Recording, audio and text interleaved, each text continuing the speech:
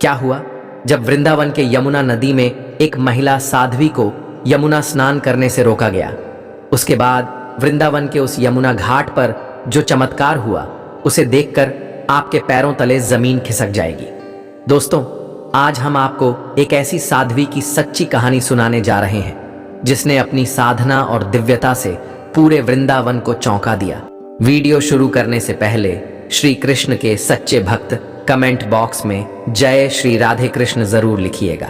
साथ ही इस चैनल को सब्सक्राइब करना बिल्कुल ना भूलें। यह बात कुछ ही समय पहले की है। सुबह के 4 बजे का समय था। वृंदावन की पावन यमुना तट पर अंधेरा और सन्नाटा पसरा हुआ था। उसी तट पर आई थी एक दिव्य साध्वी, महामयी तपस्विनी गंगा प्रिया। महामयी गंगा प्रिया एक ऐसी साध्वी जो पिछले 25 वर्षों से हर सुबह 4 बजे यमुना में स्नान करती थी। उनका मानना था कि यमुना में स्नान केवल शरीर की शुद्धि नहीं, आत्मा की जागृति है। लेकिन उस दिन कुछ अलग हुआ। जैसे ही वो यमुना तट पर पहुंची और स्नान की तैयारी करने लगी, नगर निगम के कुछ कर्मचारी आ गए।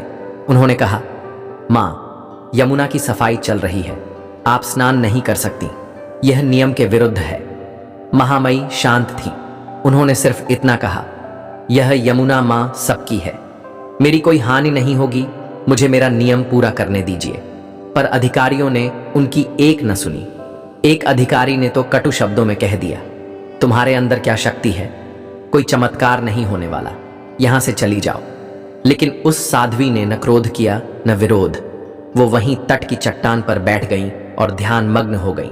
और फिर हुआ एक बड़ा चमत्कार। यमुना की सफाई में लगी मशीनें अचानक बंद हो गईं।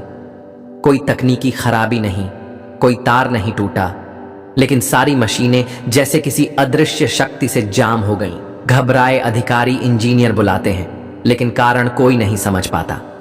तभी एक सफाई कर्मी चिल्लाया, ये कोई साधारण साध्वी नहीं है, ये महामयी गंगा प्रिया हैं।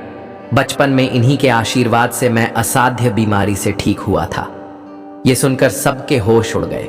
अधिकारियों ने तुरंत उनके चरणों में गिरकर माफी मांगी। मां, हमने आपको पहचानने में भूल कर दी, हमें क्षमा करें।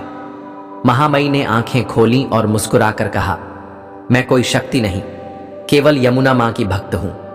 हम सभी को एक दूसरे का सम्मान करना चाहिए। मैं आपको क्षमा करती हूं। और जैसे ही उन्होंने यमुना में स्नान किया, मशीनें फिर से चलने लगीं। ऐसा लगा मानो खुद यमुना मां ने संकेत दिया हो कि यह साध्वी किसी विशेष उद्देश्य से इस धरती पर आई है।